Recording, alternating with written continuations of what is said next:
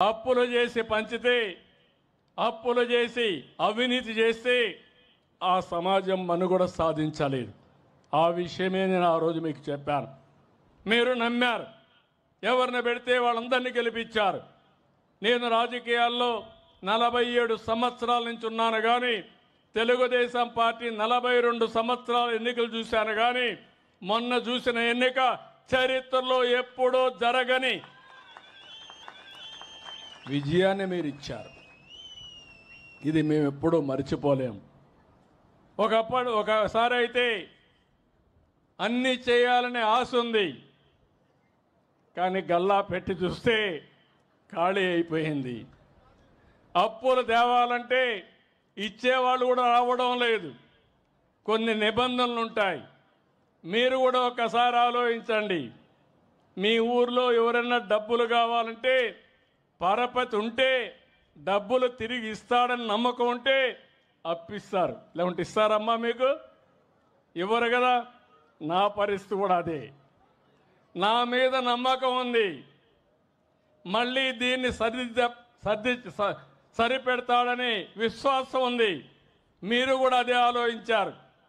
ఒక మాటలో చెప్పాలంటే ముఖ్యమంత్రి పదవి నాకు కొత్త కాదు. 4వసారి ముఖ్యమంత్రి. సమైక్య ఆంధ్రప్రదేశ్లో అందరికంటే ఎక్కువ సార్లు ముఖ్యమంత్రిగా ఉన్నాను. ఆ రోజు నేను చేసిన పనులు చరిత్రలో శాశ్వతంగా మిగిలిపోతాయి. ఈరోజు హైదరాబాద్ పోయి చూస్తే ఎక్కడ అడుగు పెట్టినా నేను కనపడస్తాను. ఎందుకంటే దానికి కారణం చేసిన పని. ఎప్పుడో ప్రజల కోసం పనిచేశాడు. 200 సంవత్సరాల తర్వాత ఆయన గొప్పతనాన్ని మనం చెప్పుకుంటున్నాం. నేను కూడా అదే కోరిక ఉన్నా. నాకే ఆశలు కానీ ఆలోచనలు కానీ లేవు. మీ ప్రేమ కావాలి. మీరు గుర్తుపెట్టుకుంటే అదే చాలనుకొని మీకోసం రాత్రింబగళ్ళు పనిచేస్తున్నాను తప్ప ఇంకోటి కాదు. ఈరోజు అందుకనే మీరు చూస్తే దేశంలో ఎక్కడా ఇవ్వని విధంగా సంక్షేమ కార్యక్రమాలకు నాంది పలికాను. నేను సూపర్ 6 చెప్పాను. అన్నిటికీ ఒక్కొక్కటే ఇచ్చుకుంటూ ముందుకు పోతున్నాం. నేను అడుగుతున్నా మిమ్మల్ని అందరినీ, దేశంలో ఎక్కడా ఇవ్వని విధంగా పింఛన్లు 64 లక్షల మందికి 33,000 కోట్ల రూపాయలు పేదవాళ్ళకి ఇచ్చే ఏకైక ప్రభుత్వం ఈ ప్రభుత్వం. 4,000. మన తర్వాత ఇచ్చేది తెలంగాణలో 2,600 లేకుంటే 2,006 రూపాయలు. అట్లా 4,000 ఇస్తున్నాం. 6,000 దివ్యాంగులకు ఇస్తున్నాం. కిడ్నీ పేషెంట్లు ఉంటే 10,000 ఇస్తున్నాం. మంచానికే పరిమితం అయితే మానవతా దృక్పథంతో 15,000 ఇస్తున్నాం. నేను ఒకటే ఆలోచించా, కష్టాల్లో ఉండేవాళ్ళని ఆదుకోవడం బాధ్యతగా నేను ఆలోచించా. నేను ఎన్నోసార్లు మీకు ఒక మాట చెప్పాను. మీ ఇంటికి ఒక పెద్ద దిక్కుగా ఉంటా, పెద్ద కొడుకుగా ఉంటానని చెప్పి మాట నిలబెట్టుకుంటున్నాను. అదే సమయంలో అన్నా క్యాంటీన్లు పెట్టాం. ఎవరికైనా ఆకలి అయితే అన్నా క్యాంటీన్ పోయి భోంచేసే పరిస్థితి వస్తుంది. తొందరలో మీ గ్రామంలో కూడా అన్నా క్యాంటీన్ తప్పకుండా వస్తుంది. ఇది కాకుండా మీరు ఒకసారి చూస్తే మా ఆడబిడ్డలు డాక్రా సంఘాలు నేనే పెట్టాను. పొదుపు ఉద్యమం నేనే నేర్పించాను. ఈరోజు మీ దగ్గర డబ్బులు ఉన్నాయంటే గర్వంగా తలెత్తుకొని తిరగలుగుతున్నారంటే అది డాక్రా సంఘాలు నా మానస పుత్రిక అని చెప్పి కూడా నేను మీ అందరికీ తెలియజేస్తున్నా. ఈరోజు వాళ్ళందరినీ ఇంటి ఒక పారిశ్రామికవేత్త చేయాలనుకుంటున్నాను. ఒక ఎంఎస్ఎంఈ పెట్టించాలనుకుంటున్నాను. ప్రత్యేకమైన ఈ సంవత్సరం 1,00,000 మంది మహిళల్ని పారిశ్రామికవేత్తలుగా చేసే బాధ్యత తీసుకున్నాం. ఇది కాకుండా ఇంకొక పక్కన దీపం నేనే పెట్టా. ఆ రోజు ఆలోచించాను, మా తల్లి కట్టెల పొయ్యితో బాధపడేది, పొగంత కడుపులో వచ్చేది. చిన్నప్పుడు నేను చూశాను. నా తల్లి పడిన బాధ నా చెల్లెళ్ళు అక్కలు ఎవరు పడకూడదనే ఉద్దేశంతోనే 96, 97లోనే దీపం కనెక్షన్ ఇచ్చాను, వంట గ్యాస్ సిలిండర్లు ఇచ్చా. ఇటీవల ధరలు పెరిగాయి, మీ కష్టాలు వచ్చాయి, మీ ఖర్చులు తగ్గించడానికి దీపం 2 కింద సంవత్సరానికి 3 సిలిండర్లు ఉచితంగా ఇస్తున్నాం. రేపు ఎల్లుండో తల్లికి వందనం కూడా ఇస్తాం. ఎంతమంది పిల్లలుంటే అంతమంది పిల్లలకి మా ఆడబిడ్డలను కోరుతున్నాను. ఈ గ్రామంలో కూడా నేను లెక్కలు చూశాను. మామూలుగా ఒక భార్యాభర్తకి 2 పిల్లలు ఉండాలి. 2 కంటే తక్కువ ఉంటే జనాభా తగ్గిపోతుంది, 2 కంటే ఎక్కువ ఉంటే జనాభా పెరుగుతుంది, నిలకడగా ఉంటుంది. ప్రపంచమంతా జనాభా తగ్గిపోతూ ఉంది. ఇప్పుడు మన రాష్ట్రంలో కూడా 1.5 అంటే 1.5, 1.6కు వచ్చాం. ఇదే కానీ రేషియో కంటిన్యూ అయితే 2030-35 నుంచి జనాభా పెరగదు, తగ్గిపోతుంది. రేపు రాబోయే రోజుల్లో మీ ఊరు కూడా ఉండదు. ఆ విషయం మీరు గుర్తుపెట్టుకోవాల్సిన అవసరం ఉంది. ఎందుకంటే అగ్రిపల్లిలో జనాభా తగ్గుతూ వస్తే కొన్ని రోజుల తర్వాత పెద్ద ఊరు కాబట్టి కొన్ని రోజులు ఉంటుంది, 6-7 వేలు జనాభా ఉంది, లేదంటే 10,000 జనాభా ఉంది, ఓటర్లు 7,000.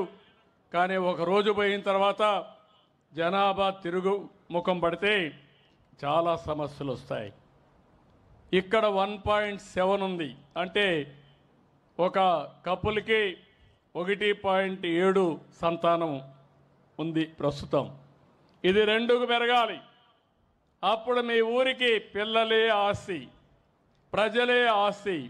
ఈ విషయం కూడా మీరు గుర్తుపెట్టుకోవాలి. రైతుల్ని ఆదుకుంటాం, రైతులకు అండగా ఉంటాం, వాణిజ్య పంటలు ప్రోత్సహిస్తాం. అదే సమయంలో నూజివీడు ఎప్పుడు కూడా నూజివీడు అనగానే గుర్తొచ్చేది బ్రహ్మాండమైన మామిడి పళ్ళు గుర్తొస్తాయి, నూజివీడు పళ్ళు. ఇప్పుడే ఒక ఆడబిడ్డ ఒక ఎంఎస్ఎంఈ తీసుకొచ్చారు. ఒక చిన్న విషయం, ఏదైతే మామిడి పండ్లు కవర్లో పెట్టగలిగితే మామూలుగా ఎకరా 30,000 వస్తే ఆ పళ్ళు కానీ ఆ కవర్లో పెట్టి కానీ ప్రొటెక్షన్ ఇస్తే 1,30,000 ఎకరాకు వస్తుంది.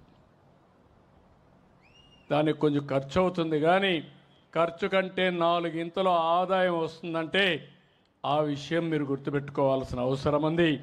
దీనికి ప్రభుత్వం కట్టుబడి ఉంది. ఇక్కడ చింతలపూడి లిఫ్ట్ ఇరిగేషన్ రావాలి. నేను ఆ రోజు పూర్తి చేసేసేవాడిని.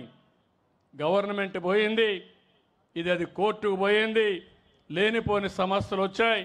దాన్ని కూడా వీలైనంత తొందరలో కోర్టులో స్టే వెకేట్ చేపించి చింతలపూడి లిఫ్ట్ ఇరిగేషన్ పూర్తి చేసే బాధ్యత ఈ ప్రభుత్వం తీసుకుంటాం. అది వచ్చిన తర్వాత ఇక్కడ ఇప్పుడే 2-3 విషయాలు ఎమ్మెల్యే గారు మినిస్టర్ గారు చెప్పారు. ఆ 2-3 విషయాలు కానీ పూర్తి చేయగలిగితే, కొన్ని లిఫ్ట్ ఇరిగేషన్లో పూర్తి చేసి అన్ని చెరువులకు నీళ్లు ఇవ్వగలిగితే ఈ నూజివీడు నియోజకవర్గం బ్రహ్మాండంగా తయారవుతుంది. ఒక పక్కన ఔటర్ రింగ్ రోడ్ కూడా వస్తుంది, మీ ఊరు పక్కనే అమరావతికి రోడ్డు వస్తుంది. అదే సమయంలో ఈ నీళ్లు కూడా తీసుకొస్తే పెద్ద ఎత్తున అభివృద్ధి అవుతుంది. ఇది కాకుండా 20,000 రూపాయలు అన్నదాత కింద ఇస్తానని చెప్పాం. నేను ఇప్పుడు కూడా హామీ ఇస్తున్నాను, ఎన్డీఏ ప్రభుత్వం తప్పకుండా రైతులకు ఇస్తాం. కేంద్రం 6,000 ఇస్తుంది, మిగిలిన 14,000 రూపాయలు 3 ఇన్స్టాల్మెంట్లో మే నుంచే ప్రారంభించి మీకు పూర్తి చేసే బాధ్యత నాది. మత్స్యకారులకు 20,000 రూపాయలు ఇస్తాం. వేట నిషేధ సమయంలో వాళ్ళని ఆదుకోవడానికి ముందుకు పోతామని చెప్పి కూడా నేను మీకు తెలియజేస్తున్నా. నేను ఒకే ఒక విషయం మిమ్మల్ని కోరుతున్నాను. ఈరోజు మీరు రాష్ట్రంలో చూస్తున్నారు, మొన్నటి వరకు అసెంబ్లీ అంటే బూతులు. నేను ఆ రోజు ఒక మాట చెప్పి వచ్చాను, ఒకే మాట. నేను అసెంబ్లీలో ఉన్నప్పుడు ఎన్నో సంవత్సరాలుగా అసెంబ్లీలో ఉన్నాను, కానీ ఏ రోజు కూడా అసభ్యంగా మాట్లాడిన సందర్భాలు లేవు. రాజకీయ నాయకులు హోరాహోరీగా పోరాడతాం, ప్రజల కోసరం పోరాడతాం, ప్రజాహితం కోసరం పనిచేస్తాం. అలాంటి సందర్భంలో నన్ను అవమానం చేసినప్పుడు నేను ఒకటే మాట చెప్పాను, ఇది గౌరవ సభ కాదు, కౌరవ సభ. మళ్ళీ గౌరవ సభ చేసేదానికి క్షేత్రస్థాయిలో పనిచేసి గెలిచి అసెంబ్లీలో అడుగు పెడతా అన్నాను, పెట్టాను. మళ్ళీ చూశాను, ఎక్కడ చూసినా ఆడబిడ్డల పైన అసభ్యంగా పోస్టులు పెట్టడం సోషల్ మీడియాలో. నేను రాజకీయాలు సేవల కోసం చూశాను, ఇప్పుడు రాజకీయాలు దిగజారిపోయినాయి. సోషల్ మీడియా వచ్చింది, ఇష్టానుసారంగా నేరస్తుల అడ్డాగా మారిపోయే పరిస్థితి వచ్చింది. అందుకే నేను ఒకే మాట చెప్పాను, ఈ మాటకు కట్టుబడి ఉన్నా.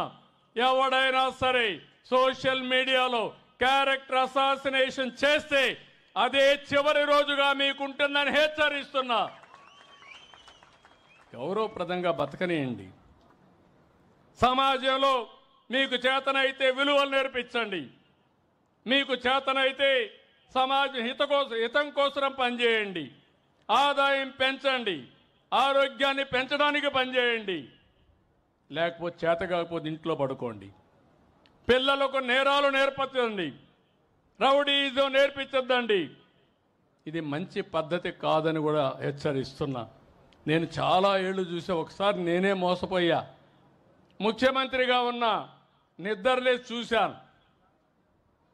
ఎవరైతే వివేకానంద రెడ్డి గుండెపోటుతో చనిపోయాడు, నేను అనుకున్న పాపం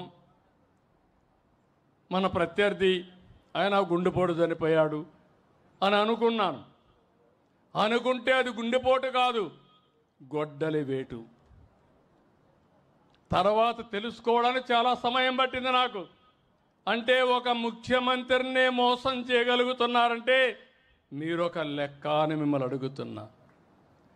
హత్య చేసి ఆత్మహత్యగా చిత్రీకరించే మనుషులుండే ఈ రోజుల్లో, తిరిగి కేసులు పెట్టే ఈ రోజుల్లో వాళ్ళని సమర్థవంతంగా ఎదుర్కోవాలన్నా లేదా అని మిమ్మల్ని అడుగుతున్నా. ఏమంటారని మిమ్మల్ని అడుగుతున్నా. ఎదుర్కోవాలంటే గట్టిగా చప్పట్లు కూడా చెప్పండి, ఇది మంచి పద్ధతి కాదని. ఇది అడిగితే మా మీద ఇష్టానుసారంగా మాట్లాడతారు, క్యారెక్టర్ అసాసినేషన్ చేస్తారు. నేను ఒకే మాట చెప్పాను, ఎవరైనా సరే తప్పులు చేసే వాళ్ళ పట్ల ఈ ప్రభుత్వం చండ శాసనుడిగా ఉంటామని హెచ్చరిస్తున్నా. మంచి చేయండి. నిన్న కూడా చూస్తున్నారు మీరు, నిన్న అనంతపురం పోయి ఎన్ని డ్రామాలు ఆడుతున్నారు. నేను అడుగుతున్నా మిమ్మల్ని, నేను ఎప్పుడైనా స్వేచ్ఛగా తిరిగానా రాష్ట్రంలో? మాజీ ముఖ్యమంత్రిగా చూశారా 5 ఏళ్ళు మీరు? 19, 24 ఎక్కడ తిరగలేకపోయాను. ఇప్పుడు ఎవరు ఎక్కడ తిరగాలన్నా ఇబ్బంది ఉందా అని మిమ్మల్ని అడుగుతున్నా.